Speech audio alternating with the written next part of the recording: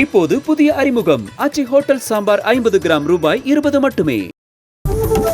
கோவை துடியலூர் அருகே பன்னீர்மடை பகுதியில் பெண் யானை ஒன்று மர்மமான முறையில் உயிரிழந்து கிடப்பது குறித்து வனத்துறையினர் விசாரணை செய்து வருகிறார்கள். இது குறித்தான விவரங்களை நம்முடைய செய்தியாளர் சதீஷ் வழங்க நாம் கேட்கலாம்.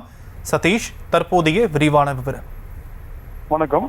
இங்க பாத்தீங்கன்னா கோவை துடியூர் அடுத்துள்ள பன்னீர்மடை அப்படிங்கிற ஒரு ஊராட்சி இருக்கு. அந்த பகுதியில் உள்ள வனப்பகுதியில நேற்று இரவு வெளியே வந்து ஒரு யானை கூட்டத்தை அங்க இருந்த வனப்பணியாளர்கள் இரவு முழுவதும் இருந்து அந்த ரோந்து பணியில அந்த யானைகளை திருப்பி மேலும் வனப்பகுதிக்கு அனுப்பிச்சிருக்காங்க. அப்போ ஒரு குட்டி யானை மட்டும் தப்பிச்சிருது.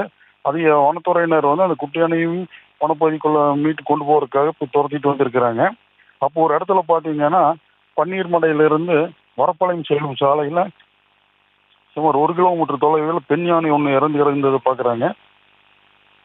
இறந்த பெண் யானை அந்த குட்டியோட தாயா அல்லது யானை கூட்டத்தை சேர்ந்த என்பது குறித்து தெளிவான தகவல் இல்லாதனால அது உறுதி செய்வதற்காக ஆய்வு செஞ்சுட்டு வராங்க. வனப்பணியாளர்கள் மற்றும் வன கால்நடை அலுவலர் ஆகியோர் சம்பவ இடத்துக்கு விரைந்து பிரேத பரிசோதனை செய்வதற்கு ஏற்பாடு நடத்திட்டு வராங்க. அப்போ அந்த பகுதிக்கு ஒரு பெரிய ஒரு ரேவர் அந்த யானையை பார்த்து கதறி அழும் காட்சி அனைவரும் கண்கலங்க வைத்தது. தற்போதைய விவரங்களுக்கு நன்றி சதீஷ். இப்போது புதிய அறிமுகம் ஆச்சி ஹோட்டல் சாம்பார் 50 கிராம் ரூபாய் 20 மட்டுமே.